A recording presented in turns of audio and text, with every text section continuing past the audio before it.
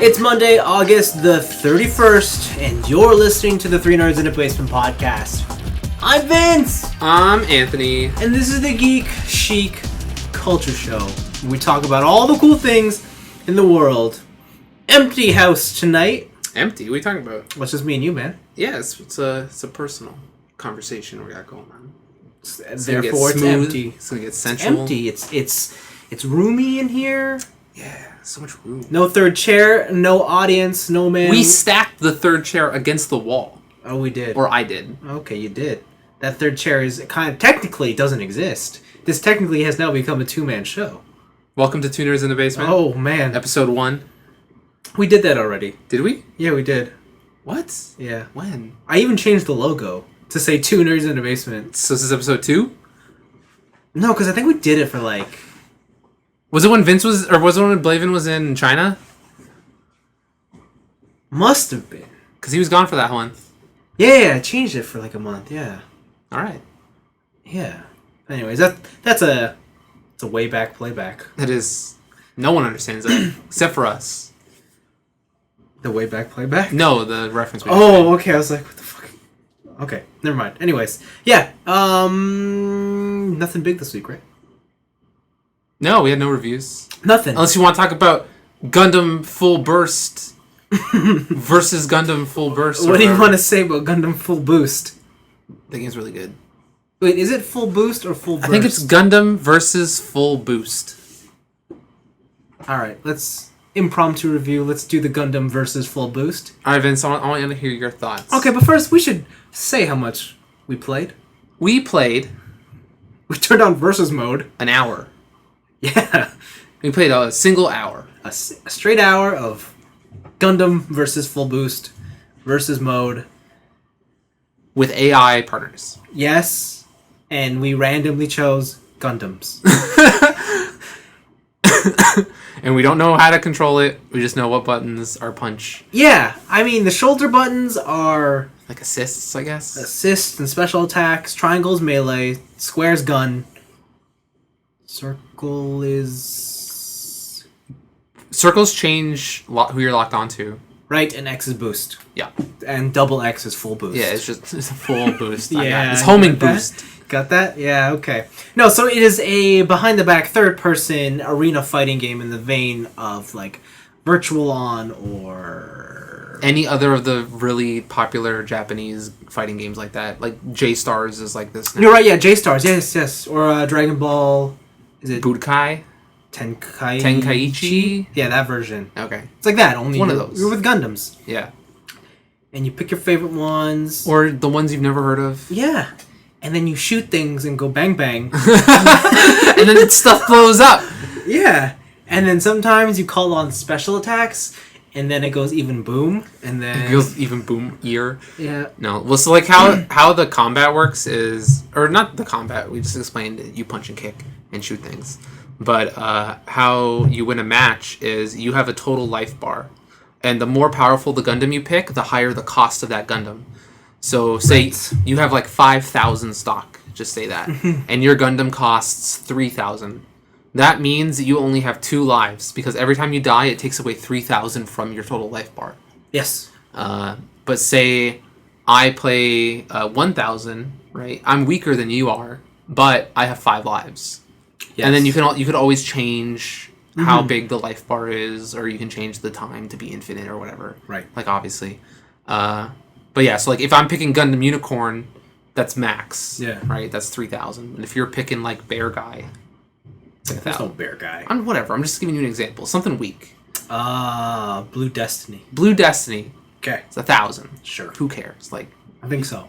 And yeah, and then all the Gundams play, I assume, like in their show, like Death Slice has no projectiles. Like, he's like all melee. I never tried any of the wingsuits. Yeah, the wingsuits are like... Or was it like the Hiro Yui's? Mm-hmm. His is just all like beam cannons from afar. That's all he's good for. Yeah, he just pulls out 2 like assault rifle and goes bang bang bang bang, yeah. And then also you have your boost mode, which is like your super mode. So if you're playing like Domon from G Gundam. Oh, you go to hyper mode? Yeah, you go and you turn all gold. Oh, I didn't even know this. Yeah. Or again, if you're wing, you grow some wings and you do crazy shit. Oh. Huh. And then they have their own special attack and stuff like that. Yeah, yeah. But everything seems like super faithful to each show. It does seem super faithful. I was kind of just surprised by how, I guess, the different power levels of each Gundam. Like, they take that into consideration. Not everybody's just on even playing ground. Oh, no. I just mean, like, I always thought some were a bit stronger than others. Like, oh, okay. Yeah. Like, when you take the red frame into battle, like, that thing's garbage. Oh, yeah, it's like a 1,000, I think. Yeah, and it's like, this sucks. Because I think it's in comparison to everything else. Yeah, and when I picked Unicorn, I'm like, oh, I'm fucking rocking. Okay, here we go. Yeah. Yeah. But it's all like, wait, what do you think? Did you find it was like easy to get into, or? It was easy to get into. It's like Smash Brothers, where like all the controls are identical, but they all play a little bit differently. And I have a feeling that like if I took the time and I picked a couple favorites, I could probably get pretty into it, pretty competitive at it. But yeah, no, it was cool. I liked it. It was fun. It was a good little like. Yeah, I guess it is kind of like Smash. It's kind of like, yeah, it's a good little fun fighting game. Yeah. Like, it's nothing you take seriously and you just do dumb shit. Like, I picked, one of my favorite suits that I picked was, GPO2. It's the guy with the nuke? Yeah. He is the nuke cannon. And when we were playing, Blaven picked Blue Destiny and kind of shit. And he thought he could go up against me. You just dropped nukes. I was like, no, buddy, you can't. But then your nukes hurt you. I know, but whatever. I killed him. True. Yeah, but no. So like that kind of stuff is fun. And then even when I picked like an underrated suit like Exia, like because standard Exia kind of is garbage because it just has that big sword. You can go into Trans Am mode. Yeah, and it makes me faster, but it doesn't matter. Like yeah. if you fight someone who's stronger, they'll take you out. I mean, I was surprised at how good God Gundam was. It's really good. When he fought me, like I never played him, but the computer picked him. And I'm like, the hell.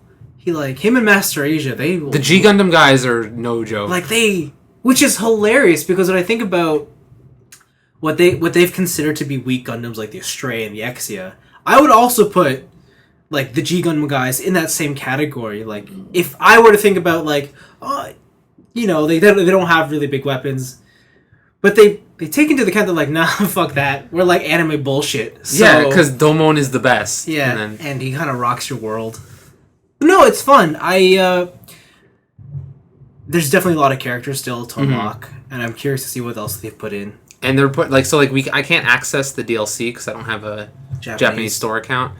And then also apparently they're coming out with a new version of the game soon, and they're gonna have like even more Gundams. So for PS3, I believe it's for arcade first, because like this started out in arcade. Right. So I don't know how long it'll be until like a PS3/PS4 release. Yeah, it'll probably be a PS4 release. Yeah, it'll probably be exciting. Hopefully it'll have like 4-way multiplayer because this one only has 2-on-2, and then the other 2 people are computers.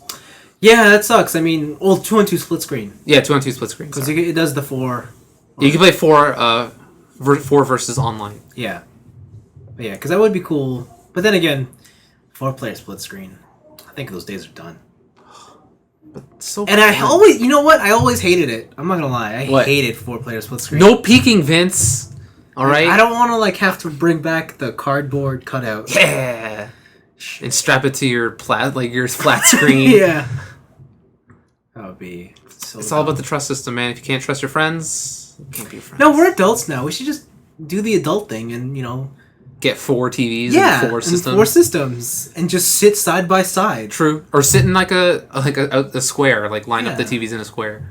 Yeah, like that's what adults do. Is it? Yeah, is that what adults? I think that's what adults do. I was reading Forbes, and that's what they said adults did. Yeah. That's what the suits do. You know what they do? They install all the screens in the back of their Mercedes, and they go in the parking lot, and they just open up the trunks. No. Did you hear what people on Wall Street do? No. It was on the Beastcast recently. No. They all play Clash of Clans. Yeah. And then just dump thousands of dollars into Clash of Clans and make a castle. Well, I mean, like, why not? I mean, there's a reason why they got those stocks, right? But wait, off topic. But I bought this game. I also enjoy it. I'm in the same same boat as you, where it's a fun party game, Yeah. especially with people who also know Gundam. Like, even if you don't know Gundam that much, like, it's still a decent game, and you can play it. It's pretty cool. It's also region free, so like you don't need a Japanese PS3. Yes. Like all PS3 games are. But yeah, like I like the idea of the different power levels and the stocks and stuff. I know it gets way in depth because people at fighting game tournaments play this game, and like I've seen them do some like crazy stuff for you know how you have the auto combo with your melee. Like, you can cancel that into a certain special move, but then that puts you into, like, a float state, and then you can do another melee combo, and, like, yeah, it's, like, super crazy. Yeah. And there's, like, boost dodging, and I don't know how to do that. And yeah. There's a lot of depth to it, too, if you do want to go ham. Mm-hmm. But, I really like it. It's a fun party game. Yeah, there's a couple of cool, like, assist attacks, too, like, where some characters, because they're known to only fight in, like, a pair or a group, yeah, like, one of their attacks will literally just be, call in my team. Yeah. And they'll be with you the whole time. There's one pair of Gundams where I assume they're, like, boyfriend, girlfriend, or husband, wife, or something, brother, sister, some sort of relationship like that. And one of the assists is straight up tag in the other dude, and you get a new life bar. Wow. Right? Because it's a separate Gundam. Wow. I just forget who it is. Wow. But yeah, there's like a lot of cool stuff like that. Yeah, I know. Master Asia shoots hands for his... He does. For his bullets. It's ridiculous. Like, it's just so weird when you see that and you're playing like Amuro with his original Gundam and you're like... That guy just... What? My beam shield's ineffective. Yeah. But no, it's a good game. It's fun. It's fun. Really I like it. If you're like a big fan of Gundam, as I assume people are because they keep bothering you for reviews. Yeah, like I'm not a big fan of Gundam, but I like this game. Yeah, like that. I would, if you're a big fan of Gundam, I definitely recommend importing it. Mm-hmm. Like you probably get it on the cheap now because it's in the greatest hits section of Japan now. You mean the best? Yeah, PlayStation the best. The best. Yeah, it's in the best. Don't get it sections twisted. now. Which like if you see the red cases here, it's the greatest hits. Yeah. Thing. So you could probably go on Play Asia, get it for cheap. Or cheapish. Yeah. I'm not gonna lie, this style of game does make me want to kind of buy J-Stars. Really? Yeah. Yeah. I heard J-Stars is like kind of decent, but you kind of play it just to play every character once, and then just put it away. Yeah, see, I'm okay with that. Okay. Because like I don't think I would do it for like online fighting. I just want to play everybody. Yeah. I just don't want to do it for $60. Right. I don't want to do it for some reason I was thinking it was like 40 or 30, but it's like full price. Okay, yeah, I'll just wait. I'll wait for like Boxing Day or something. Yeah. Oh look, this game we can't get rid of. It's $10. Yeah, be good. That or that Dragon Ball game, Xenoverse. Xenoverse? I heard that's really good. I heard it's really good if you're a Dragon Ball like hardcore fan. I just heard it's good. Okay. I didn't hear that. I just heard it's fun. Okay, because yeah, like a lot of people on Twitter that I follow are playing it, but they're all kind of Dragon Ball losers, so whatever. Whoa, harsh. Truth, man. All right, fine. They're your friends. You can say whatever you want. Yeah, they're also playing this stupid iOS Dragon Ball game. Oh, is that the one where it's like you can feed stuff to Goku and then Goku gets stronger? Like it's one of those games. Like, yeah, Dokkan. Sure. Radish? Dragon Dokkan Radish? Ball stuff. Yeah. Okay. Yeah. Anyways, enough shitting on Dragon Ball. I got Tsum Tsum for that. I don't need my mobile You fix. too are also I don't need my mobile Why fix. are all my friends such fucking disappointments? Yo, just play it. Don't knock it till you try it, my friends. You know what you can do for me, though? What? You can hit me with a shout-out. Ooh, we got shout-outs. So, if you don't know, guys, we have a Facebook page, and we use it sometimes. Sometimes. I've been trying to use it more often, but... You've been posting up some pictures. Yeah. I keep thinking about using it, and then I don't. Yeah. Like, you know what? I'm going to post the disc art of One Shambara. Okay. Yeah. Just post it wherever you want, man. I'll do it. But we put out a call on our Facebook page and also on our Twitter page. Like 15 minutes ago. Because I just remembered it and we just thought of it. Yep. That if you wrote, you can get a shout out on the show. You can. So we got John B. He's at Bruticus82. He says, "Yo, at tniab, be sure to give me and my fancy maple syrup a shout out." And it's just a picture of like a wine bottle. Okay. But filled with syrup. Mont Bleu, pure maple syrup. And it looks pretty fancy. Because it comes in like a tiny wine bottle. Ooh. I'm taking a look at it right now, and it is fancy. It looks like they paid too much for it. You know what this looks like? What? When we went to Japan, and I wanted to buy that expensive... Oh, the maple one that syrup. was in the maple leaf bottle? Yeah, but it was unlabeled. And you didn't get it? Yeah. Oh, because it was like $30 for this little thing. Yo, but you had all that extra money, man. You could have just got it. I know. You didn't even buy anything in Japan. Yeah, sure. Like, in comparison to me. You're right. You bought nothing. You know, yeah. Before we started recording, Anthony was telling me about his revelation of this thing called saving. That's what I was doing in Japan. I wasn't... You don't do it in Japan. You No. do it in the place you live. No, because I have this I've always had that problem where I'll buy something because I'm somewhere, but not because I necessarily want it. Yeah. And I've slowly learned that I don't need to buy something just because I'm there. See, I bought it because I wanted it, and also because I was there. There's a lot of dumb shit you bought because you were there. Oh, what are you talking about? Like what? Everything. Everything? No, those are Everything. all collector's value. You bought Gundam versus Full Boost. Yeah, and it was a good The game. best edition. Yeah, because I couldn't find a regular edition. So you gave up. Anyways, you can do picks of the week time. Do it. You know what? I'm gonna let you go first. What? I'm gonna let you go first on picks of the week. You know what? I don't know if I like this change. I love it. I'm gonna embrace it the best I can. Take it. So... Take it, friend. Oh, can I do 2 picks? I guess you can. Yes! Alright, so I'm gonna start out first. So one of them, I'm just gonna completely ignore you, so hurry up. Some PAX news happens. Uh-huh. Square Enix announced when they are going to announce the Final Fantasy 15 release date. Ooh. This is exciting. The announcement for the announcement is that they are going to announce the game TGS. on in March next year. What the f- Wow! The lead out for this. Holy shit! This is more than 6 months. Yeah, they're going to announce when the game is going to be released March of 2016. Wow. So I don't know what Square is doing because they want to do that simultaneous worldwide release. Okay, so I think if I'll put some money down, Okay. I'll say holiday 2016 Is... the release date, and it's gonna be November. Okay, I'm going to say that, but Oh, they're going to come out in like August and be like, yo, dog, we got to push the game back. January 2017. I'm sorry. Oh, you really think they're gonna miss International Christmas release? This is Square. Something's going to go wrong. Yeah, this is New Age Square, man. I don't know. They're gonna embrace the fact that they can patch it afterwards. They're gonna ship a broken game. But they don't know how to use the internet. Final Fantasy 14 says Oh, otherwise. true. They do. They do know how to use the internet. All right, fine. I'm going to say December. That's okay. I'm going to say December. I mean, I would back you on that because traditionally that's when they launched the Kingdom Hearts re-release. Mhm. That was a re-release. No one gave a fuck. So I did. yeah, so did I. I bought both those limited editions. I haven't opened them, but yeah, Yo, Kingdom Hearts 1. It's a hard game to go back to. it is hard. to Kingdom go Hearts back 2, to. though. Perfect. That's still in shrink wrap. All right, tell me what your next pick. My other pick is Street Fighter V character announcement. Get excited. Hold on, let me. Okay, I'm out of breath. There we go. I'm excited.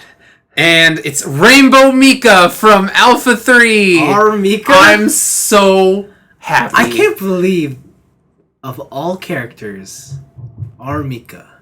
Jeez. Rainbow Mika is back and better than ever. Her costume is slightly changed, so instead of having hearts on her boobs, Yeah. she just has a giant heart cut out, like Power Girl style, Yeah. right in the center of her costume. Yeah. So she plays like a pseudo grappler. Yeah. So she's like not so much Zangief, and she's Yeah. not a striker Yeah. like a Ryu or something. Yes. And it's all wrestling stuff. So Yeah. she's doing her V counter is just straight up a Stone Cold Stunner. Mm-hmm.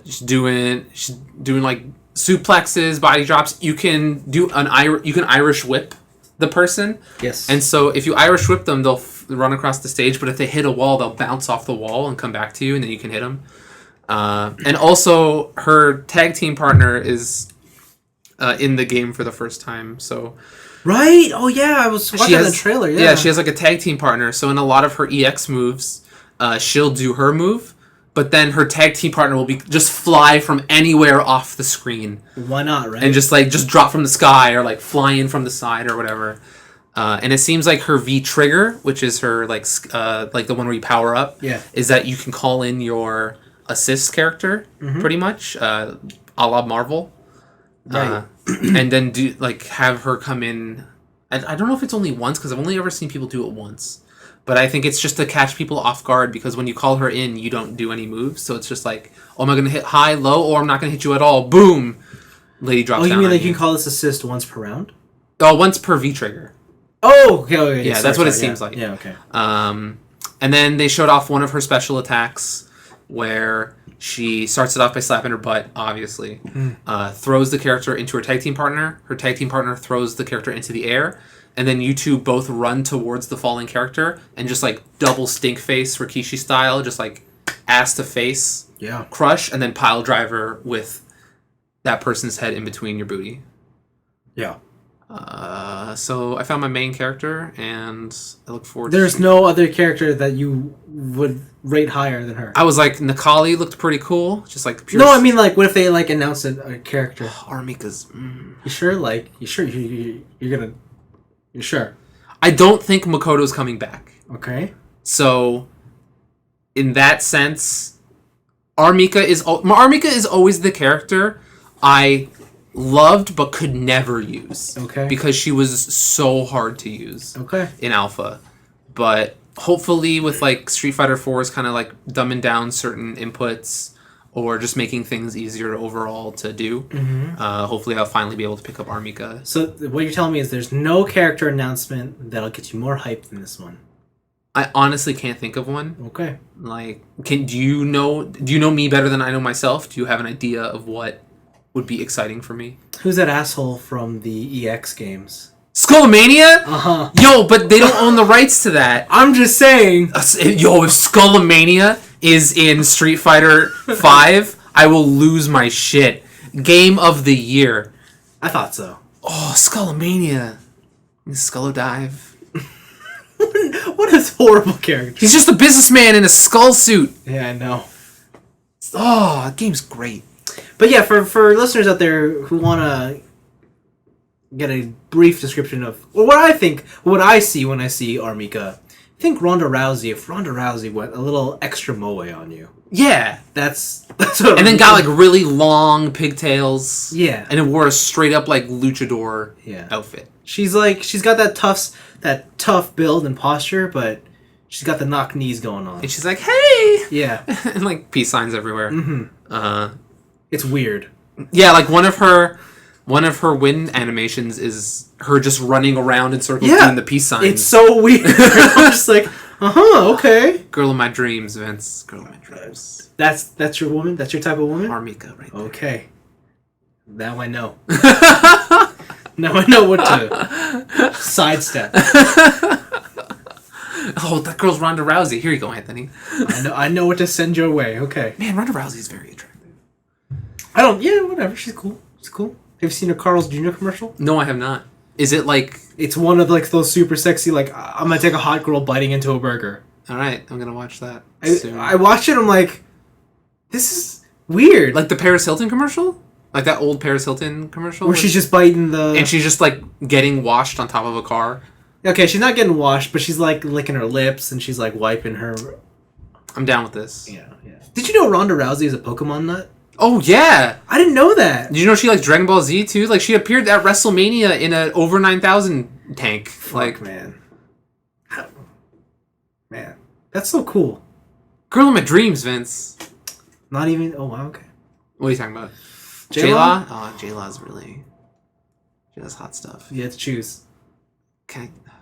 Do I? You have to choose. I'll come back to you. Give me some time to think about it. It's a life-changing decision. Oh, okay. Well, I'm gonna share with you... Actually, you know what?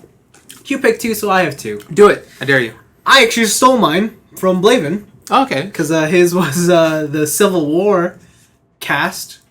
Has been announced a long time ago, but they showed off the teams. Oh, okay. Spoiler warning. for those who are going to be sensitive to this information, are you sensitive to this information? No, because I already read Civil War, so I assume it's the same. It's been a while since I read Civil War, but sure. Okay. Yeah. I can't really recall. Oh my god. Do we have another shout out? No, I didn't realize I deleted an app on my phone that I needed No! by accident. But it's no big deal. We're gonna keep on trucking? It's no big deal. Where did I put this thing? Here we go. Okay, I found it. So, would you like to know who's fighting with the Cap? I would like to know who's fighting with the Cap. Is it Iron Fist? No. Damn. So I think two of them are pretty obvious. Bucky, Okay. Falcon. Yeah. Bowman, Hawkeye. Hawkeye. There's a female on his team. Take a guess who it is. I was gonna say Zatanna, but that's DC. Yeah. Scarlett Johansson? No. Which boggles my mind. You'll never guess.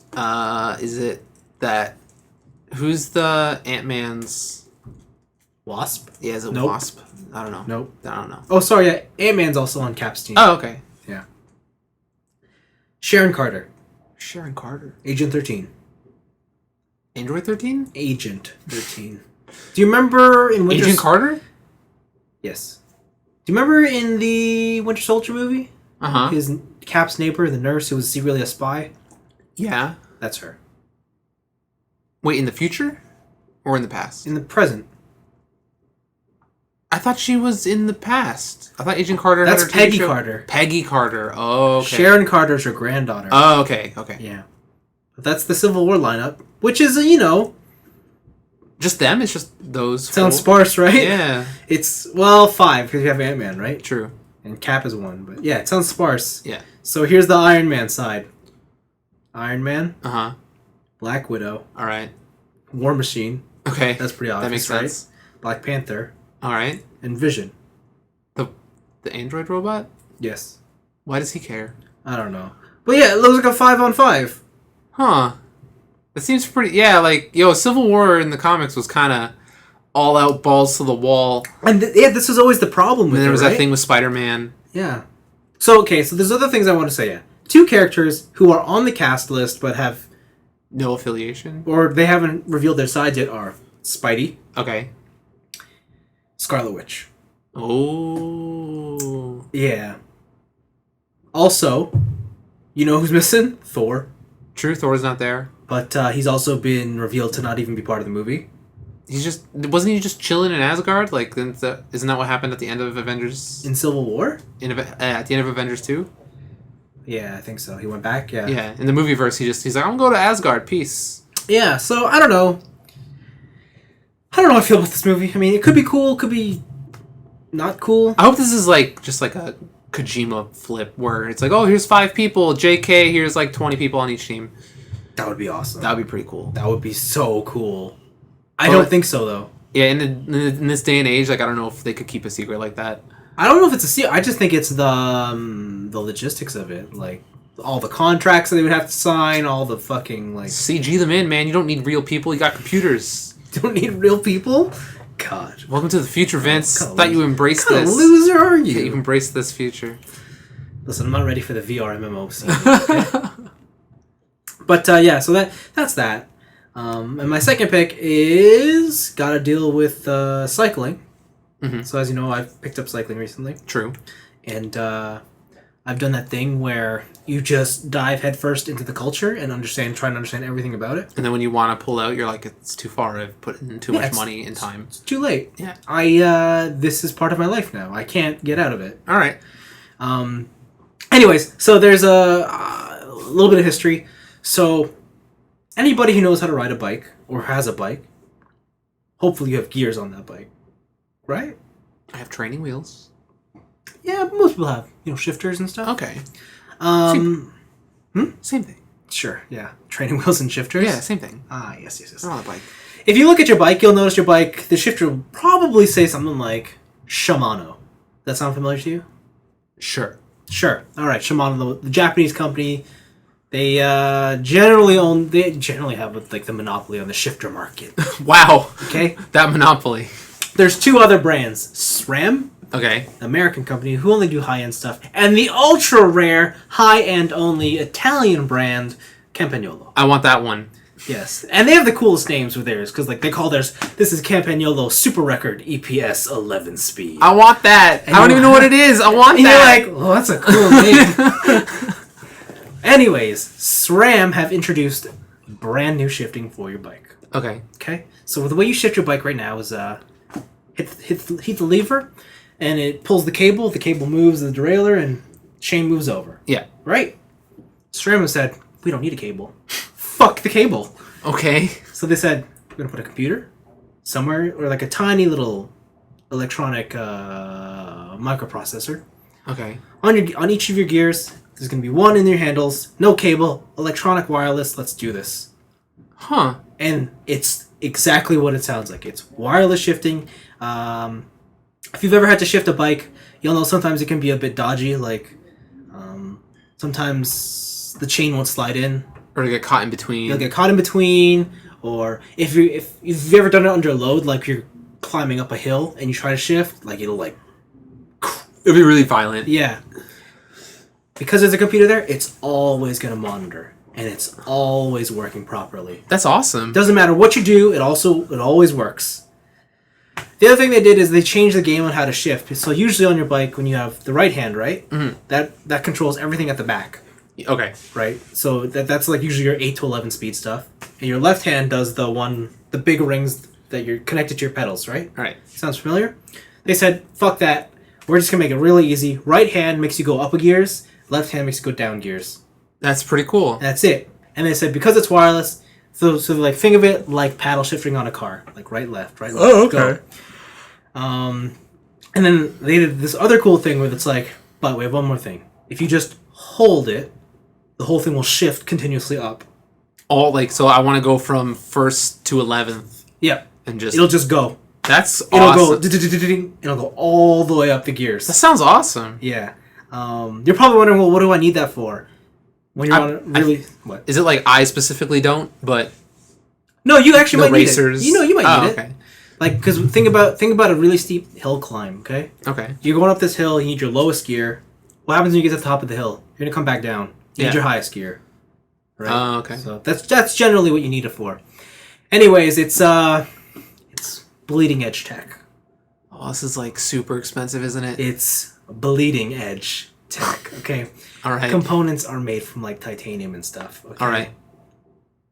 Carbo titanium? Sure. It's going to set you back 1,600 pounds. What? Yes. For a shifter?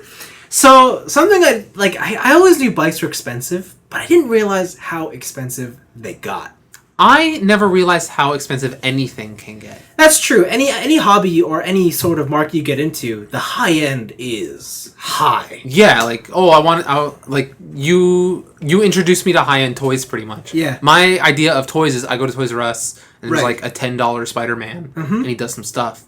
And then you're like, yo, Anthony, check out this company called 3A. They make $400 giant fucking toys. Yeah. And it's like, oh, shit. Yeah. But yeah, no, so it's just like, holy shit, that's expensive.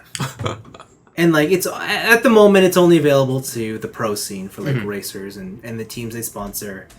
And then in a couple months, it'll be available to like the rich consumers. Then hopefully a couple years from now, it'll filter down into the average affordable consumer. By the time they have like hover gears, sure, and then you're just like, oh, finally, I got the electronic gear. Yeah, find wireless electronic gear. Yeah. Other details about it. So you know how I said you go left or right goes shifting up, right goes down or whatever. Yeah. But you're probably wondering, that only controls the thing at the back. How do you control the one in the at your feet? Mm-hmm. Click them both in at the same time. Oh, and then it just switches. Yeah. Oh, that's cool. But the only limitation with that is that only works if your big cassette has 2 rings. Oh, if it has 3 rings, then it doesn't work with that. Yeah. It only works with the 2 ring setup. So it's for racing road bikes. That's it. Okay. Right. That's the limitation. And it's rechargeable batteries. That's how it works. All right. And of course, those batteries. Like lithium ion, I guess. Yeah, and they do the bullshit thing of like, well, you're gonna need a charger, asshole. Oh, and you also need hour batteries. You also need a USB cable to program it. Oh, this proprietary USB cable. And it is proprietary. Of course it is. The cable's 50 pounds. Oh my the god! charger is 75. So it's 1,700 pounds. Yeah. That's insane. But it's super cool. Yeah. It's like, it's really cool, right? You're just like, that's incredible. Like, that'll go well with my new Carbo Titanium frame. Yeah. And my Carbo Titanium wheels. Yeah, I was looking on the market and I'm like, how light can I get my bike frame? And they're like, oh, that's easy. 600 grams. I'm like, what? What? Like not including the wheels, but like that triangle thing, 600 grams. Wow. Yeah, you think about how heavy that is? It's like just over a pound. Yeah. That's nothing. Yeah. My bike's so heavy in comparison. Yeah. What am I doing? What am I doing with my life? I don't just know. need a light bike. But anyways, since we're talking about cycling, I have a short cycling story time for you. All right, tell me. Okay. I'm happy. I like cycling story time. Do you really? I do. It's something always weird happens. So yesterday, I took to a couple more mountain bike trail routes because I was like, I don't feel like hitting the roads today. I want to be under the shade of the trees and whatnot. So I was hitting it pretty hard. I was going at a good brisk pace. I wasn't cruising. I was keeping my tempo up. And I was oh nice, you just dropped your phone. Yay! And I was at a part where it's basically a straight for maybe 3 kilometers or something. Okay. And I was just getting to the start of it, and I saw there's other riders and families out. It's a weekend, and so there was this girl.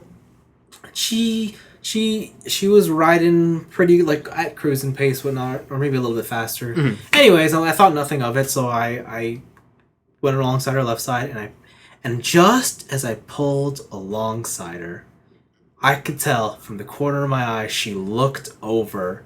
And like suddenly she put on like this race face, like she's let's mugging go you face. Oh man! And here's the thing, this girl was like 14, like she looked like a kid. The most competitive, you know. And I'm just like, in that instant, I thought, do I really want to do this? Yes. Before I could finish my thought, she took off, and I was like, took it as a slight. And I was like, oh, you fucking asshole. And so I chased her down, and then thankfully a dog got in her way. Good. So she had to brake, and then I just blasted away. Peace out. Yeah.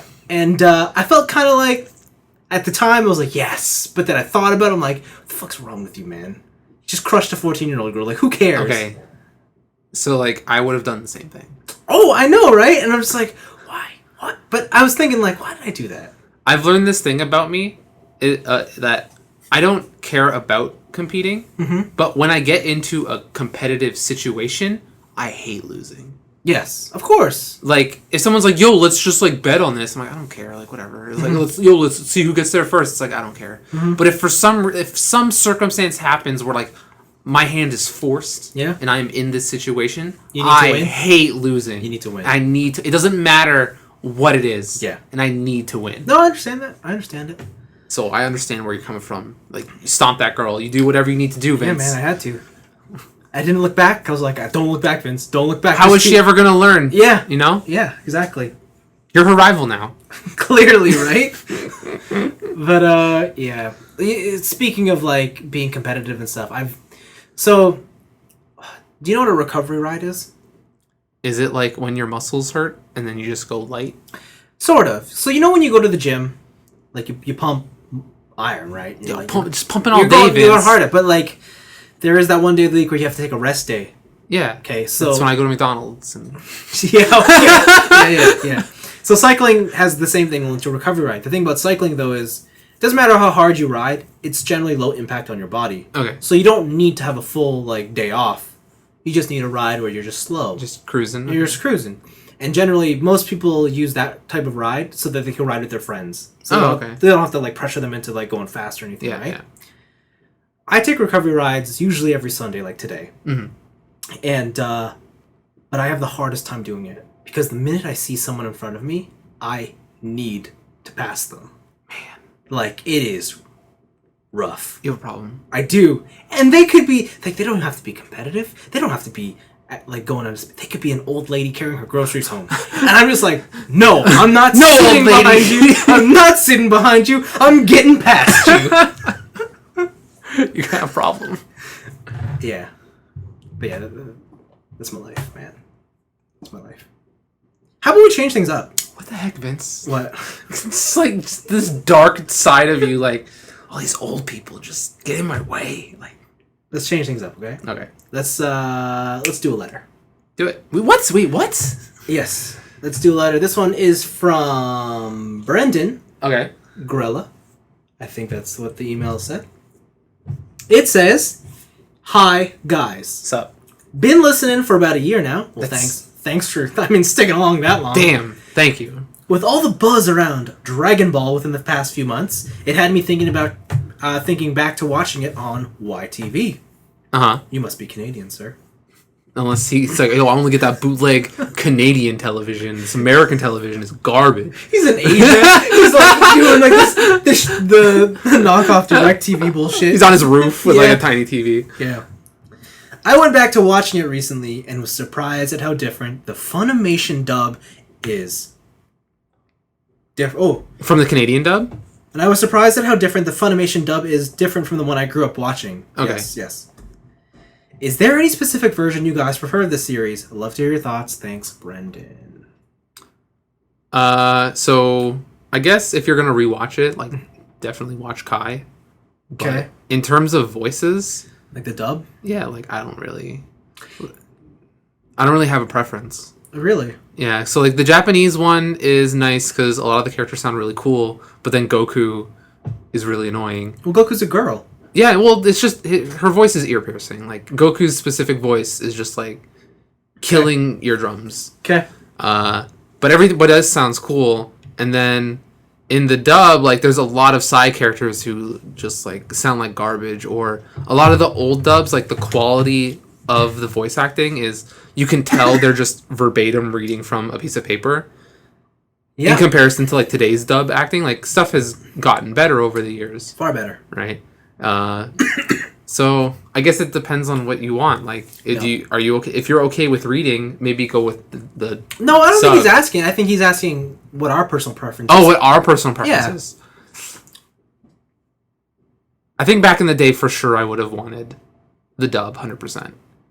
But now I think if I were to rewatch it, I'd probably watch it in a sub. Yeah. Yeah. Yeah, no, I think I'm with you right there. I mean, dub when I was a kid because, hey, I was a kid. And Dragon Ball was on TV. Yeah. Like, what am I going to do? Download it? Also, reading. Why would I read a movie? Why would I read a TV show? Exactly. But since then, I have been brought to the limelight. I've been, you know. You've been shown the I've error been of your shown ways. the yeah, exactly. You know, the curse has been lifted. I don't need to do the dub bullshit anymore. I can read. I'm an adult. I'm pretty good at English. Pretty good. I'm pretty good. You know? I can read pretty fast. Yeah, you know what? My real answer is I wouldn't rewatch Dragon Ball Z. That's my real answer. I think that's the right answer. That is the right answer. But yeah, no. The thing about the dub that really irritates me more than anything else is there's no consistency in that, and I mean like characters' voices change from the beginning to the Yeah, end. just like how Ash Ketchum's voice has changed Sailor over the Moon. years. Right? Sailor Moon and same. Yeah, Yeah. you know, and which, you know, I guess makes sense, but the thing about the sub is, man, they are consistent. Everybody is who they are forever. Yeah, like Goku is still Goku, And it's that old lady now, whatever Yeah. her name is. and she can still do it, and like it's great. And the consistency goes a long way. Yeah, it does. When you're watching a show and then like halfway through, like the tone changes and you're like, who is this person? Yeah. Like, it kind of throws you off. Yeah, for a long time, that's how I would remember Pokemon arcs. Mm-hmm. Because Ash would change to be like, Oh, this is new Ash. This is an original Ash. I don't like this Ash. Yeah, I want original Ash. And then, yeah. I think it worked the same way with Sailor Moon, and I was just like, oh, okay.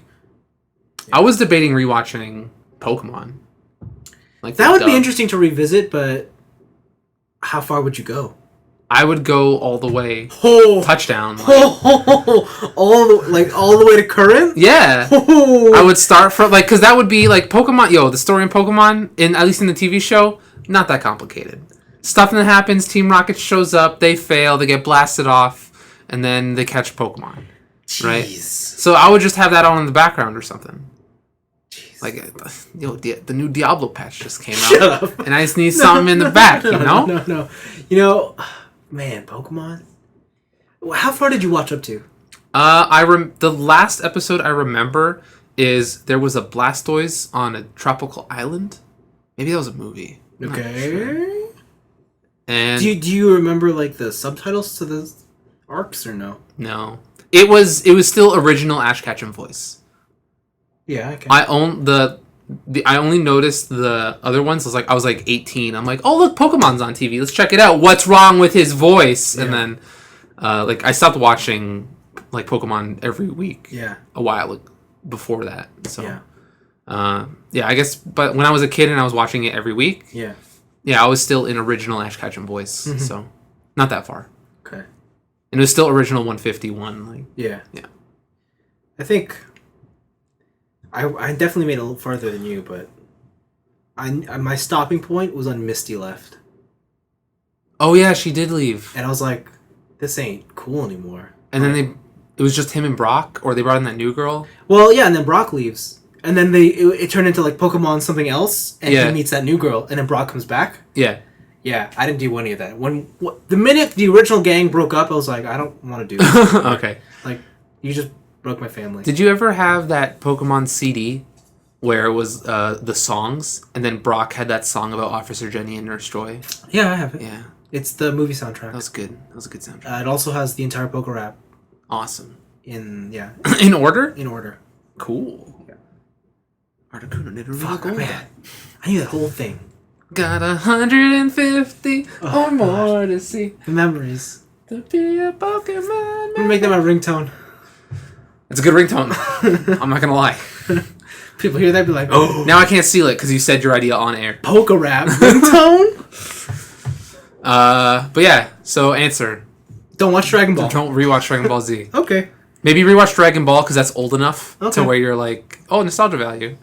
But like, I think Dragon Ball Z is still too in the current culture for me to want to go back and see that yet. I agree. Like, I'm gonna be like 40. I'm like, oh, Dragon Ball Z, remember that? I agree. That said, I'm still watching Super. I still haven't been watching Super. I feel like I should. You just think it's okay? I am completely watching it for the nostalgia value. Okay. I don't think I could defend it like by today's anime standards. Okay. All right. That's fair. That's what I assumed was going to happen out of that show. Yeah. Do you know what I finished? What? Sailor Moon Crystal. Oh, nice. Holy shit, don't watch Sailor Moon Crystal. Why? It's so boring. It's the manga.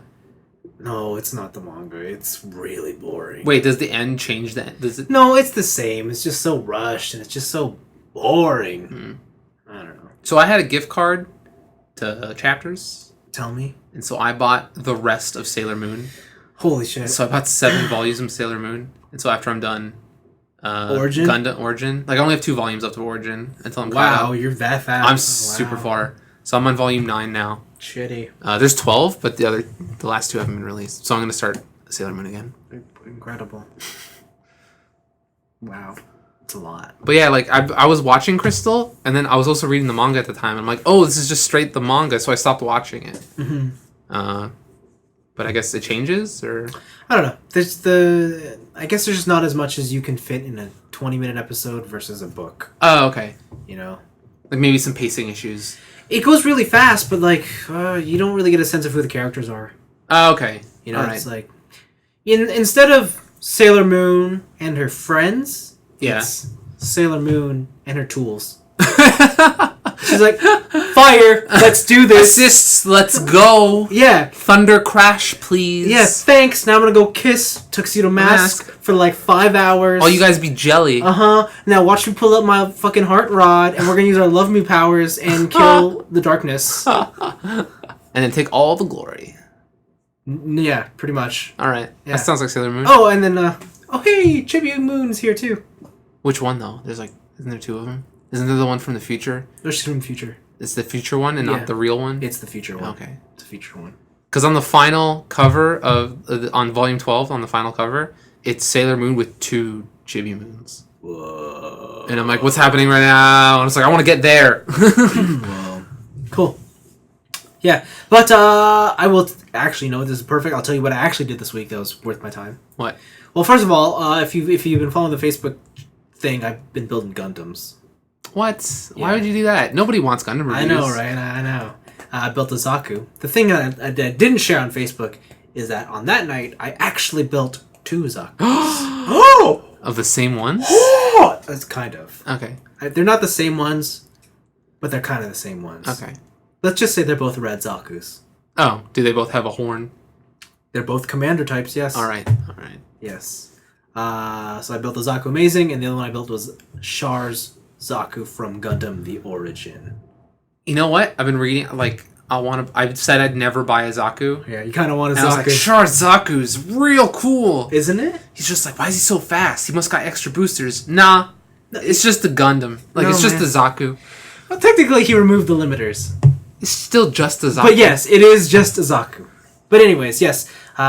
This is more like just a plug, just to say, you'll see that second Gundam review later. Wow. Later. Shameless. We don't even post this on your channel yet anymore. I know, right? But you know what I've been doing? I've been What? using the YouTube feature called Cards. What? Yeah. What's that?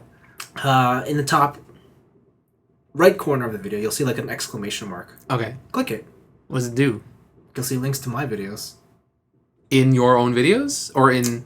Yeah, in my videos, but also on this podcast. Oh my god! You piece of garbage! Well, it's not like you make any content. True. It doesn't make any content. I don't make any content. Maybe I will make content. Yeah. How about that? I hope... You know what? I hope you do. Fine, I will. I You'll hope see. you do. You'll see. I'll make content too. I hope you do. But really, other than that, I have been watching an anime.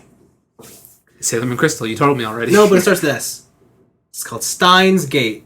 Oh, I heard this is like super amazing. So like, I tried to watch this anime. I think I told you guys once per year. Yeah, you're like, I'm watching this. I'm watching this. I started it again. Listen, I tried to watch this on 3 separate occasions, and I never got past episode 1 on all 3 occasions. But on this occasion. But on this occasion, I was like, fuck it, I'm doing it. Just watched it all. And I shotgunned the 25 episodes. Oh my, it's 25 episodes? Yeah, and I was like, I'm doing it. Why? Because I needed to know. Because people were like, this is the best anime of the past decade, maybe one of the best animes of all time, right? Have you heard that same story? I've heard it's very good. Okay. I'm very skeptical of anybody who says anything is the best of all time. Of course, you should be, yeah. But yeah. But yeah, like if you look on Anime News Network, it is. Yeah, it's like this is super amazing. It is like, the why highest aren't you rated watching one. Yep, this? yep. Like, yeah, all the major anime sites generally Steins Gate is at the top in terms of rankings. Okay, so I had to know. At the very least, it would be like, well, then I'd have ammo to shit on it. Mm-hmm. Okay, so I watched it, and do you know what it's about? no. Is it about Gate? No, it's about time travel. So Time Gate. Think time travel plus the butterfly effect. Oh, cool. Okay, so like it's not really time travel though. It's more like the premise is the guy can send emails to the past. What? Yeah, like that's the extent of time travel. Weird. As in, I'm gonna send myself this email or text message to my past phone, and hopefully that changes the future. Like, it will change it instantly? Like, I'm gonna send my past self the lottery numbers. Yes. And then, I'm instantly rich! That is an episode. Okay. Of course he doesn't, but he doesn't become rich for various reasons. Okay? Anyways, yeah, so it's weird because the episode opens up and mad scientist character who's like in his early 20s, you actually don't know if he's a mad scientist. Okay. He kind of he loves to talk to himself and he's very outspoken and vocal, but you can't tell if it's all an act or if he's actually like psychotic or crazy. He's got 2 sidekicks. One is like super moe. I'm into Comic Cat Dojinshi cosplay. You have to have one of those in your anime. Like, and then his other best friend is like, I'm super hacker, a little overweight otaku man who's always looking up hentai visual novels. of course he is. Okay? Of course. And they live all in Akihabara. Of course they do, Vince. Right? Of course they do. Right? What the heck? Yes. And then they're joined by some redhead chick called... forget her name, but they just referred to her... Wait. Makise Korisu? Or whatever. They call her Christina. He calls her Christina because it's easier for him. She's an American scientist. America. And together they do they discover the email thing, going back in time, blah, blah, blah.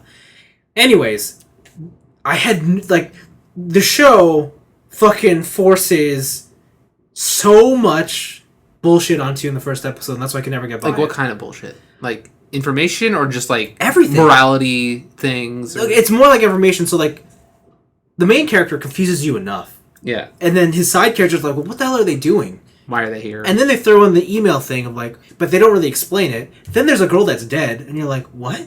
Okay. Like, she died? And then we went to the past, and she's not dead, and she's alive, and you're like, what? I thought you could only send emails to the past. Yeah. But then how do they go to the past and she's not, what?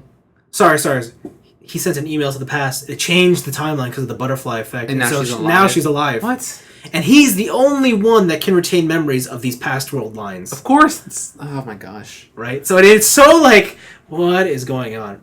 Anyways, I persevered. And I got 4 episodes in. Didn't know what the hell was going on still. I was like, I don't get it. Okay. Like, I don't understand the show. Kept going on. Episode 5 went on. 6, 7. Things started to click. Okay. 8. Like, huh? 9. This is getting good. 10. What the fuck? 11. Holy shit. And it all started to come together. Then from 12 to 25, it's just like, this is the best anime ever. And it's like, holy fuck. Like, it is the type of anime where, like, if it clicks with you, you will you will love it. But if it doesn't click with you, then you'll hate it. Huh. And so it does take some investment to get in, but the way I liken it is, I love Persona 3. Yeah, that's a really good game. I also like that game. So the story tonally is kind of like that. You know how in Persona, like, the story technically doesn't really take place in many areas. It's like you got the dorm, you got the school, blah, blah, blah. Yeah. So this anime is the same structure. It's like it mostly takes place in our apartment lab, some select spots in Akihabara, and then a random spot here or two. But it is the whole point of it is, towards the end of Persona 3, it's like, this is not going to be a happy ending. Yeah. It's going to turn out to Stuff is going down, and things are being foreshadowed. And you're going to be totally fucked. Okay, yeah. It's like that, only everything is escalated to a much higher level. But it's not about saving the world. It's more just about, like, the friendships are stronger. And it's about... It's basically the consequences you get for messing with time. That sounds cool. And it's... I like that you said it doesn't have to do with saving the world. Because usually when people have to escalate a story, it is like, oh, it's a universal scale No, now. so that's one of the biggest twists. I thought that this was going to lead up to, like, a world-saving story. But the actual story that it's telling, at the very end, you're like, holy shit! And it all starts working. You're like, the guy who wrote this must have been fucking insane. Or just on a lot of drugs. Yeah, this just doesn't come out of nowhere because it's all just perfectly linked together, and the characters are what really sell it, because I could tell you, like, yes, standard anime archetypes exist here, right? Mm-hmm. But it's more than that. Like, they all have real personalities behind them, and they feel like real people. It's kind of scary how well defined they are as characters. But yeah. I was sitting there when I finished it, and I was like, when I finished it, I thought to myself, do I still like Gurren Lagann as number 1? Wow, really? Yeah. That's some high praise, my friend. As someone who has the Gurren Lagann logo on his MacBook, and I'm looking straight at it. Yeah. And so then I watched Gurren Lagann. And you're like, nah. And I'm like, nope, sorry. It's so good. But I'm like, Steins, you're a very, very close number 2. Okay. Yeah, but no, it's I understand the hype behind it. It does have some problems, like, if you watch it, you'll be like, well, that's kind of a little bit of a hole in the plot, but it just doesn't matter. Mm-hmm. Because it's one of those stories that's so engaging, you're just like, and then, like, man, like, my eyes were watering, like, I wanted to cry at some point. Baby. And I was just like, oh, man, like... You know what other stories like that, where you just kind of... doesn't click first and then it starts up? It's not JoJo. No, it's Metal Gear Solid. Oh no! You know what? I heard that the ending to that game is pretty fucked up. Oh yeah, it's Big Boss's decline into being an all-out villain. No. I don't mean the overall story. I mean like, there's a part of that ending in that game. I'm not gonna spoil it. Don't worry. Please don't. That just really makes things sound stupid. What do you mean?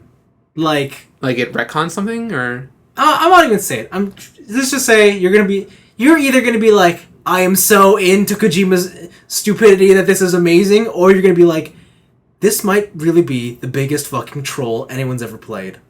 I think it's gonna be the latter. Or the former, sorry. Yeah, oh, okay, I was like, really, the latter, huh? no, I think it's gonna be the former. He's gonna be a genius. Yeah. But also, yeah, JoJo's Bizarre Adventure, you should really watch that. Like, it starts off pretty lame, and then, like, Dio becomes a vampire. You know, I am at anime. Yes! Oh, dude, I have it. I got all the things to say. I don't have 1080p, 10-bit, but I got 720p. Say that space. No, man. Let's do it. Let's do it. I gotta make more toy reviews, man. Let's do it. I gotta make more toy reviews. Yeah, what are you gonna do when you run out of toys, Vince? Buy more? No, you're gonna watch JoJo's Bizarre Adventure. I have this addiction, man. So do I, and it's for JoJo's Bizarre Adventure. But yeah, no, sorry. That was my week. Took a bit of time, but I do recommend Steins Gate. Okay. That sounds like that's a high recommendation. Like, I might just go get it. Somehow. Yeah, you think so? Yeah. Okay. Well, you want to hear about my week? Sure. Oh, one thing. Okay. Steins Gate does have a dub. Yes. Is it bad? So I'm at a bit of confliction because I think if you watch the dub, it'll be easier to get into. Oh, okay. Right? Especially if you're not that strong. Like, for those of you who prefer dubs because you prefer not reading, it might be way easier to get into. I wonder if it's on Netflix. But I heard the dub. The dub's on YouTube. Oh, is it? Okay. It's fucking horrible. Oh, really? Oh, I hate it. That might be not good enough. Yeah, and the other thing too is they are Japanese people in Akihabara. Yeah. But they do things where they have to go to America, right? Or there are times where they need to speak English, and I don't know how the dub handles that. Do you just speak Japanese? Yeah, so I'm like, and I'm kind of curious to see how that works out, but I'm like, I'm not curious enough to actually seek it out. But yeah, that's fair enough. Yeah, but anyway, sorry. Continue. Your week was tell me. I remembered. No. Fuck, man. I remembered some things I did. You remember that I didn't write down. Okay. On the thing. Okay. So good. I did some. I was cleaning out my N64 games.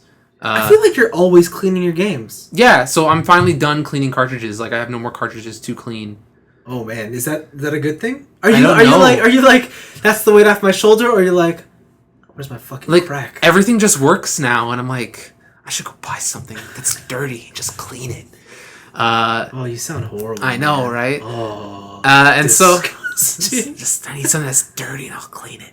I was cleaning out a game, and I saw my Japanese copy of Yoshi's Story I bought in Japan. And I was like, oh yeah, Yoshi's Story. I'll clean that too.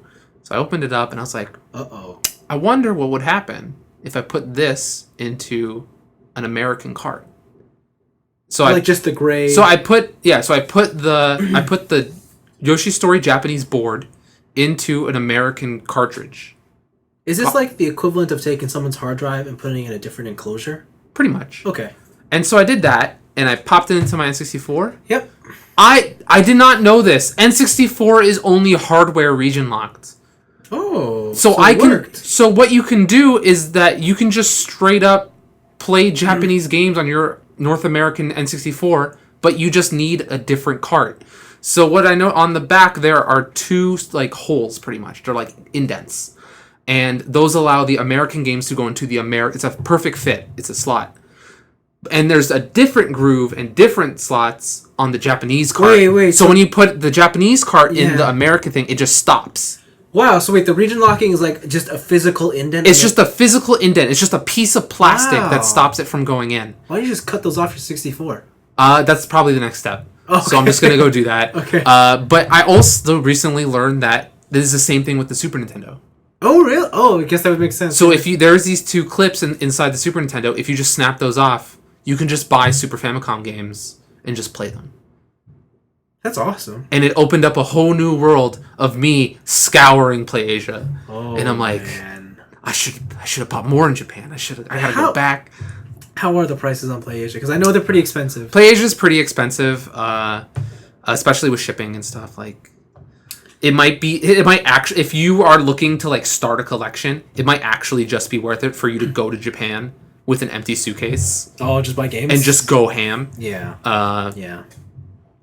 There are things on eBay where it's like, oh, here's 100 cartridge Famicom lot. You don't know what you're gonna get, but like it's never anything good, and you're gonna get doubles or triples. But like usually those are a good place to start.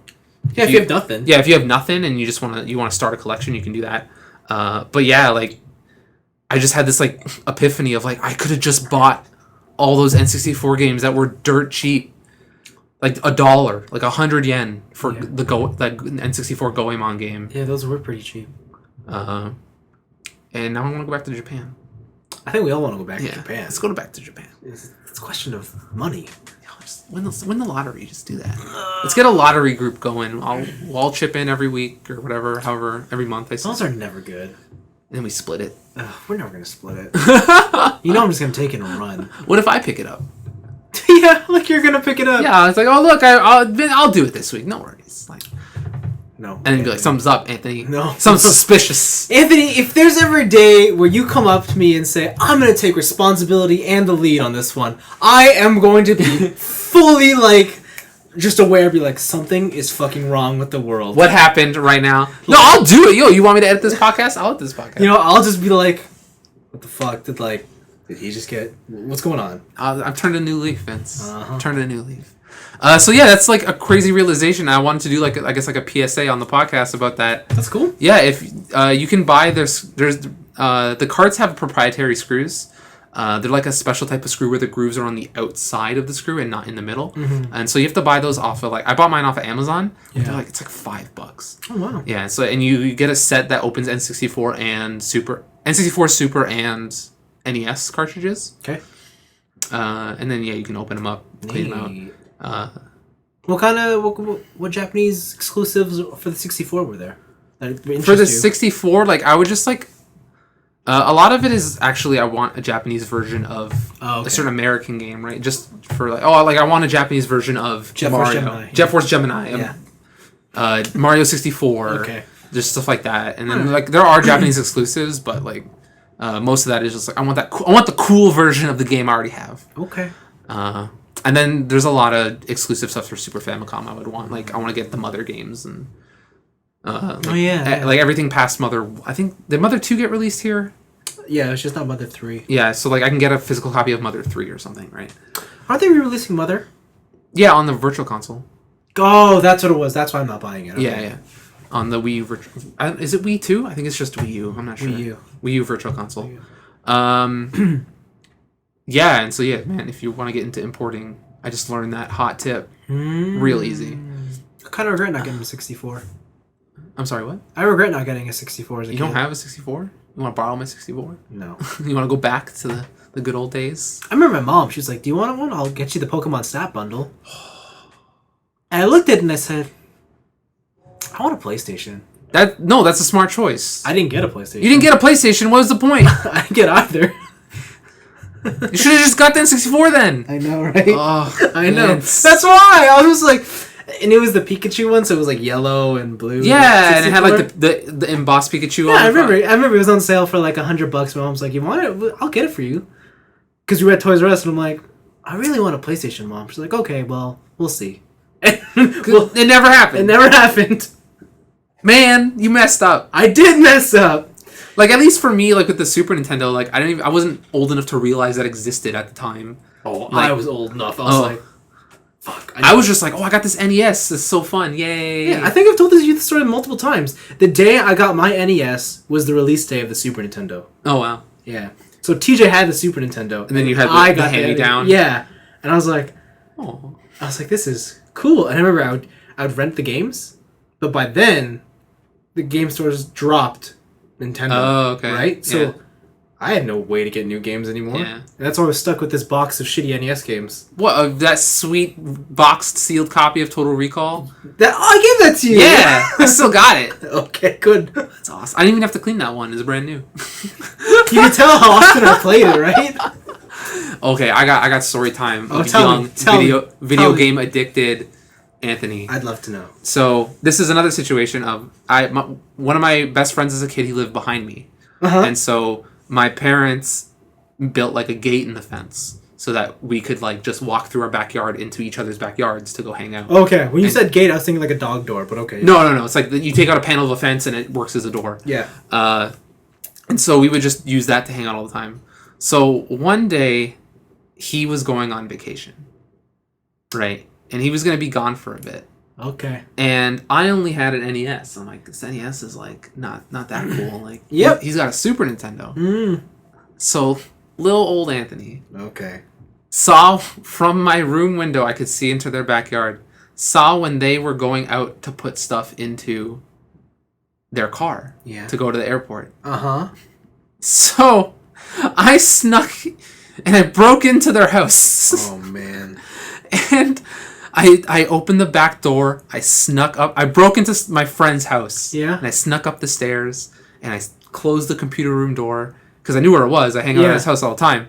And I sat down and I was waiting for them to leave. Yeah. I thought they had left. So I popped on the Super Nintendo and I was like, dude, playing Kirby All-Stars, whatever. Like, I broke into someone's house to play this. And then the parents are like, what's that noise? And they come up and they just see me and they're like, get out of my house! Like, and I got in so much trouble. Wow. Because I broke into my friend's house to play Super Nintendo. Wow. That is, it's a horrible story. Yeah, no, it's, I was not a well-adjusted child. Damn, you must have gotten in shit. I got in trouble. How old are you? Wait. It was before the N64 came out, so pretty young. 64 is 98, 97? So I must have been like 6. Wow. Gee, the initiative. Yeah. Yeah, it was very close to the release date. It was like a year away probably of N64, so I was probably like 6, 7. Wow. Yeah. Well, I'm glad you learned. Not to break into people's houses. Glad you learned it at that age. True. Yeah. All right. Well, anything else you did this week then? Yeah, I read Deadpool Kills the Marvel Universe. What? Yeah, it is a Deadpool series, like a mini series, Marvel series, and it's about Deadpool, and he kills the Marvel Universe. Like the entire universe. Like the entire universe. So it starts out with that one of those all-seeing characters called the Watcher. Him, yeah. Okay. And so he's telling you about his stories, like he sees into all these crazy multiverses, like any one situation you had infinite outcomes, and that leads out to infinite universes. Right. And so on and so forth. Of course. And so in this universe, Deadpool gets captured because he did some crazy shit, and he gets taken in by the X-Men to an insane asylum. The insane asylum, the doctor in the insane asylum, turns out to be controlled by a guy called Psycho Man. And he's like a little tiny guy, and he made like a robot person, and he fucks with Deadpool's brain. And Deadpool has a bunch of multiple personalities inside himself, and it erases all the personalities except for the super evil one. Okay. And so it's Deadpool and his super evil personality left alone, and he just all of a sudden is like, I finally understand now. I understand why I'm in this predicament, why all these superheroes are in this predicament, why all this is going on. And he's like, the only way to end this is to kill everybody. And so he goes around just ruthlessly murdering the whole Marvel universe. And he does it with ease? Like he's just... No, yeah, he's like... Yeah, he just kills everybody. Like, he kills the Fantastic Four first. Wow. Yeah, so like, he kills Thing. He kills... What's his face? The stretchy dude. Dr. Whatever. Fantastic? Yeah, Mr. Fantastic. Then he kills Invisible Woman last because he has a healing factor. So Invisible Woman blows up his head, but he just regrows it. That's one hell of a healing factor. I know, right? Holy shit. And then he comes back and decapitates Invisible Woman.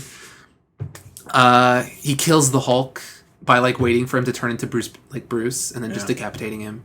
And it's all super violent. He deals with... Oh, Kitty Pryde is there. You know how she could phase through things? Yeah. So he puts her in like this double-layered cube of mirrors that she can never escape from. So there's like a cube, and then around that cube is another cube with a bunch of walls connected to the inner cube. Yeah. And so she's like in this infinite loop, space loop of where she can't escape. She can't phase through anything because she keeps coming out of the different side of the mirrors and stuff. Any regenerating people, he's kidnapped and hooked up to, just like hooks in their back, like really gruesome like shit. Saw? Yeah, like Saw style. And then like he has these flamethrowers hooked up to a computer to where when they regenerate and they become alive again, he just burns them to death. Ooh. So they're just constantly dying over and over by being burned to death. And it all turns into, because like the whole comic, he's like not making any fourth wall references at all. But it all culminates to, this is happening because of you.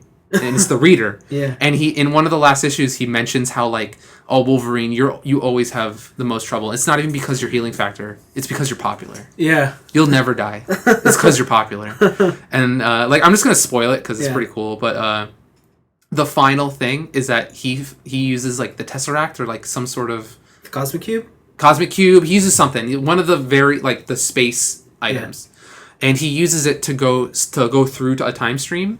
And he goes into a Marvel writer's office that's writing the ending to the comic he's in. Oh, man, that's... Oh, God. And the final page is, don't worry, I'm going to deal with this right now.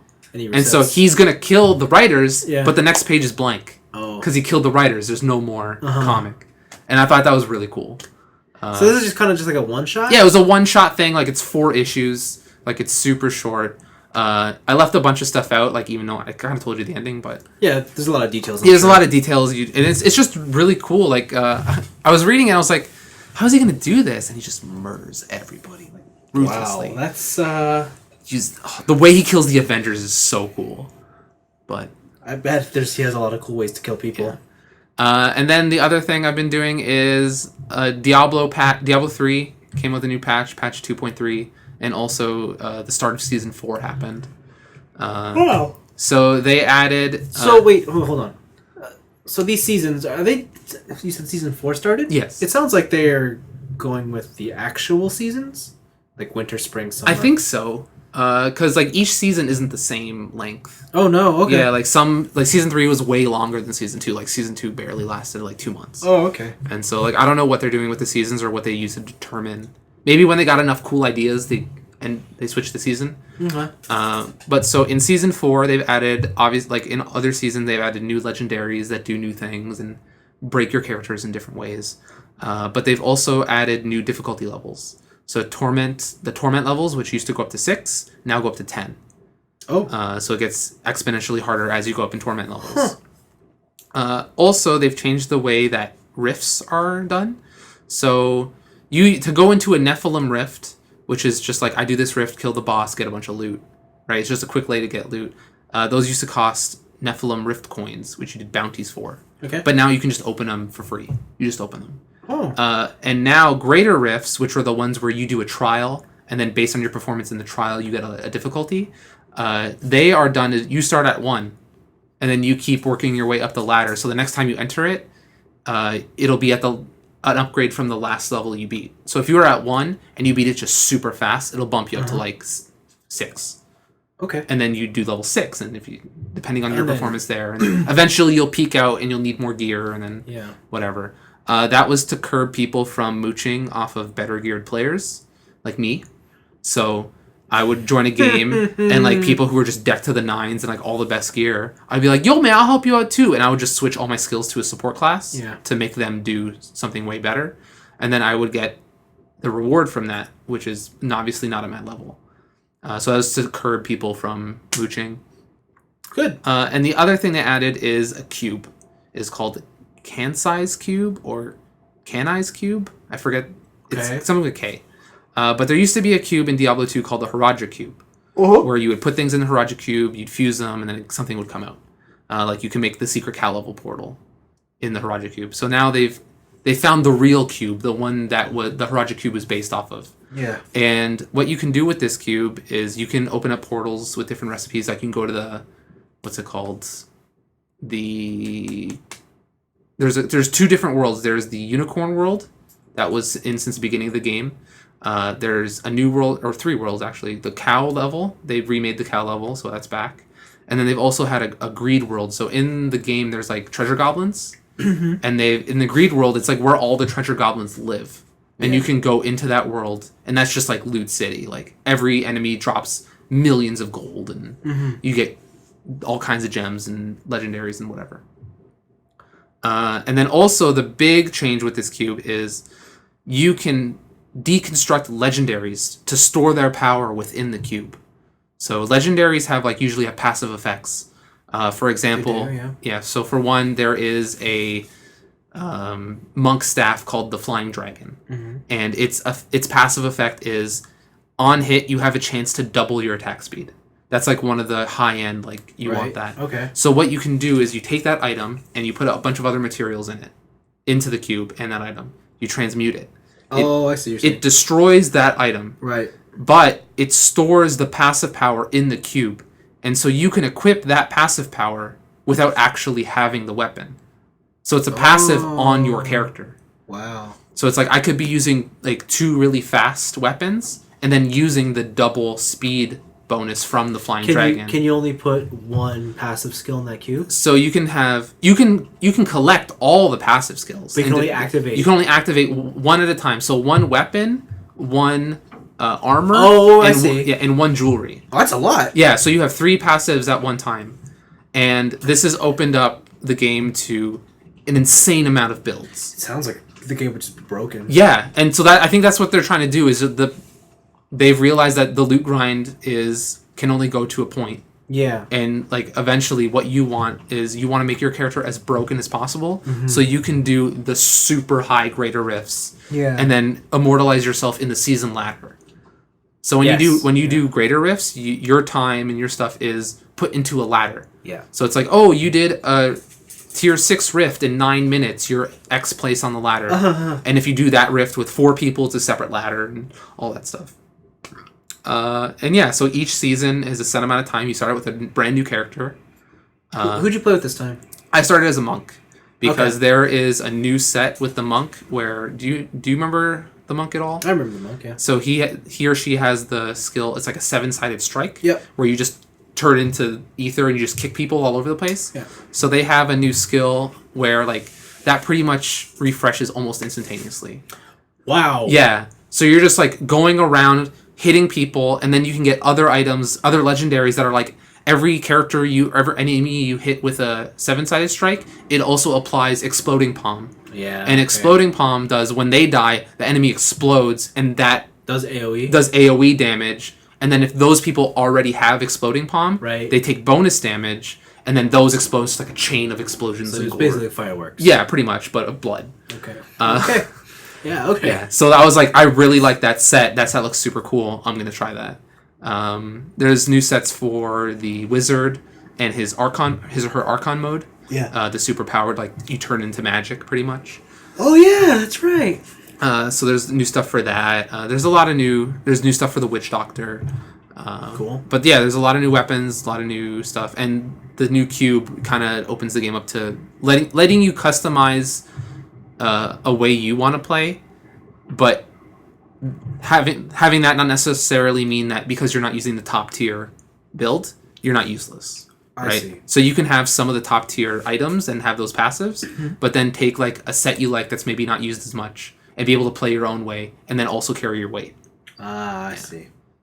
So yeah, that's been actually pretty addicting. So like today, I mentioned to you already, but I got from level 1 to level 61 in like one sitting. It's nuts. Yeah, they have trivialized some of the like leveling up because they know the end game is really where the game starts. Oh, so you can be like blasting. Yeah, so I'm blasting through levels. Okay. It's not like before where it's like, I played 30 hours and I finally have a max level character. Like, but yeah, it's really fun and getting to with this new cube, it kind of brought has second breath, I guess. Like I was getting tired of Diablo for a while, and then this new cube just brought it all in. I could make like really weird builds and cool. Experiment with characters. It's pretty cool. So I know that's on PC. Obviously, I don't know if that patch is on PS4 Yeah. or PS3, the Ultimate Evil Edition versions. Yeah, it'd be strange if it wasn't. But... Yeah, it'd be strange if it wasn't, but I'm sure it is. But I don't have those versions, so I don't know. I can't say for sure. Yeah, so I think I'm just gonna be playing Diablo until Tuesday. So one day. What are you talking about? I got the rest of today. I got tomorrow. Are you gonna sleep on Monday?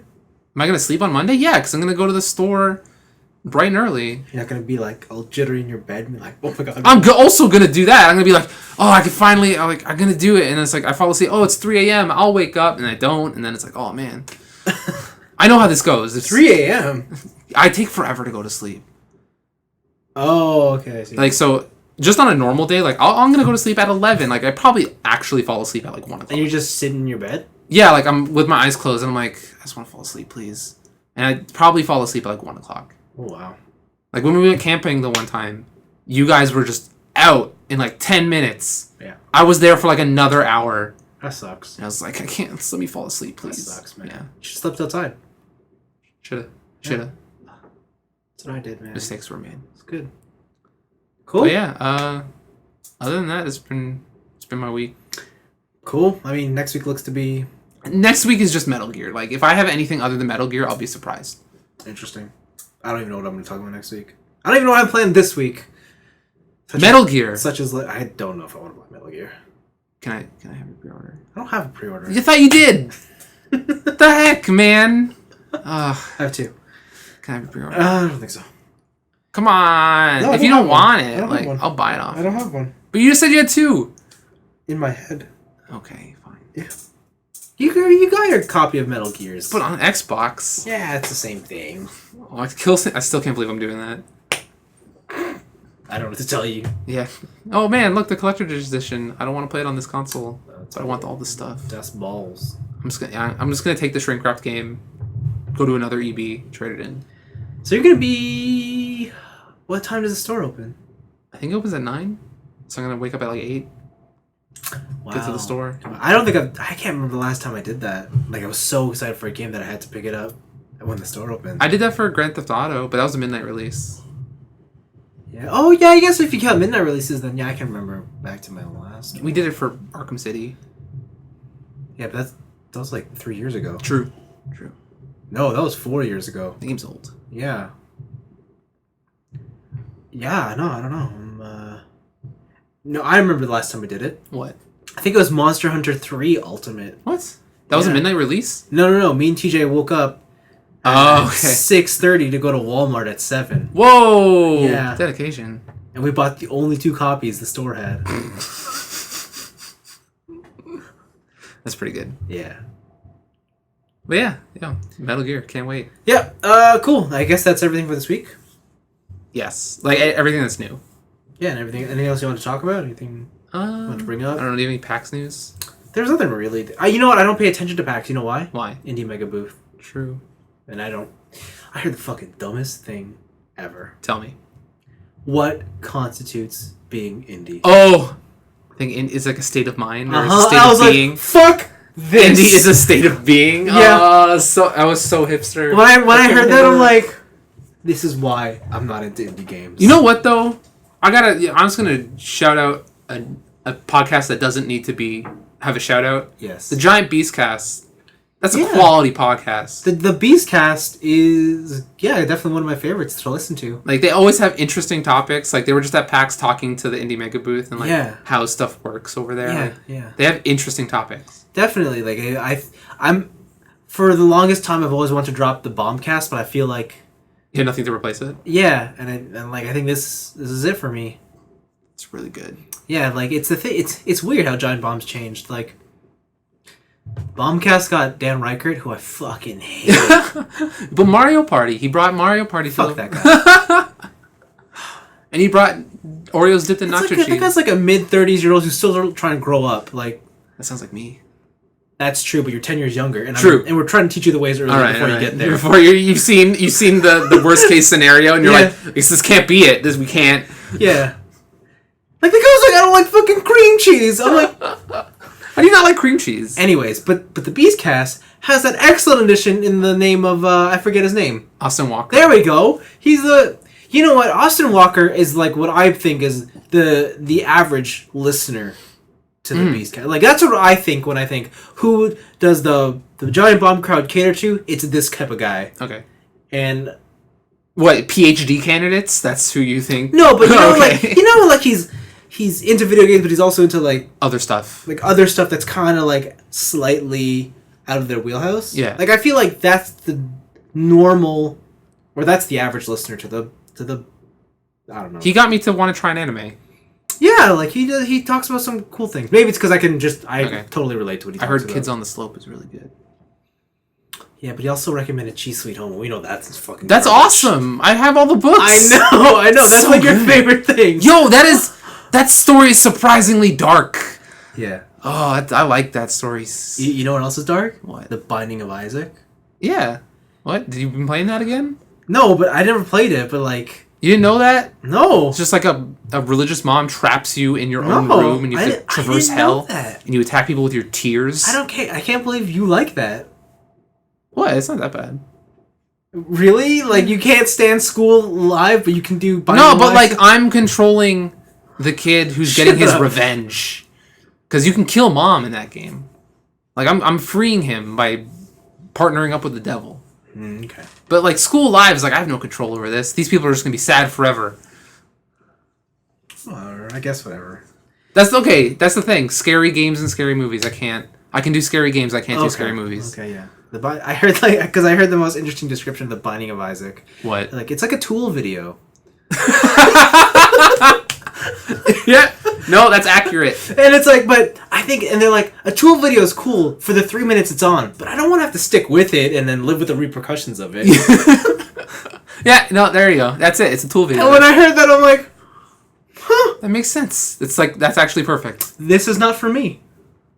Because you don't like Tool. I don't like Tool that much either. No, I don't. Like, I can appreciate... No, I can't. But, whatever. Okay. Yeah. Anyways, if you have any stories you want to write into us about anything we talked about this week, because we talked about a lot of stuff this week.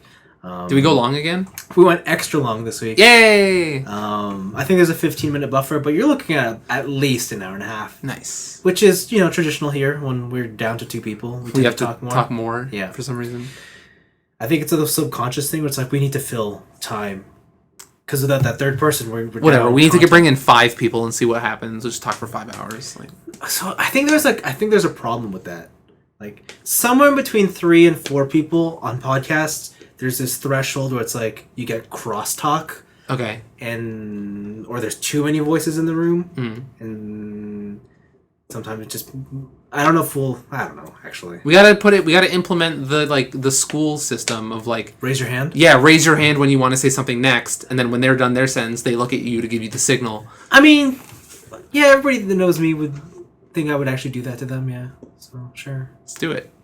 I mean, let's implement it. The only problem is we gotta find people who want to be on this thing. True. Like, real people. None of that Skype stuff.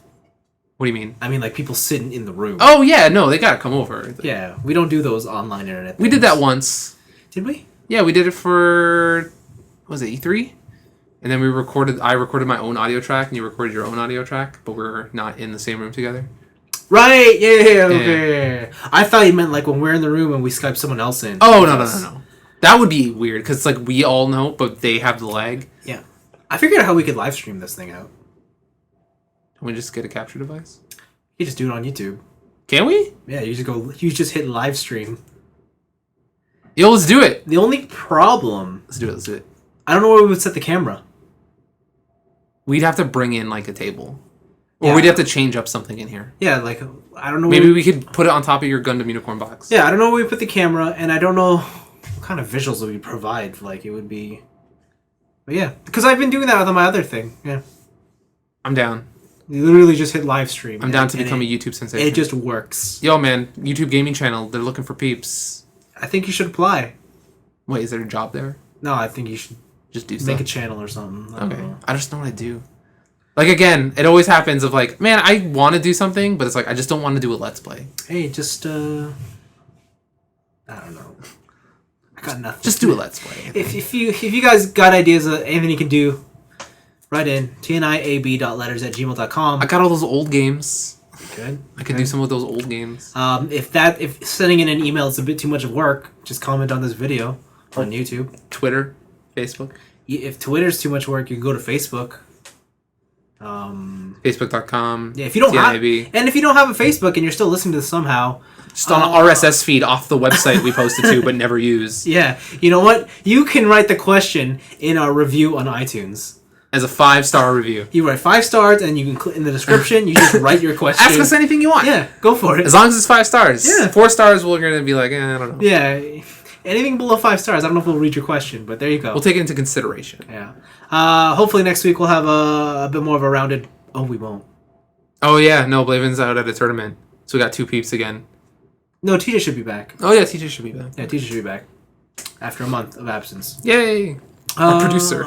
Yeah, he'll totally produce or something. Anyways, thanks for listening. See you guys next week. Bye.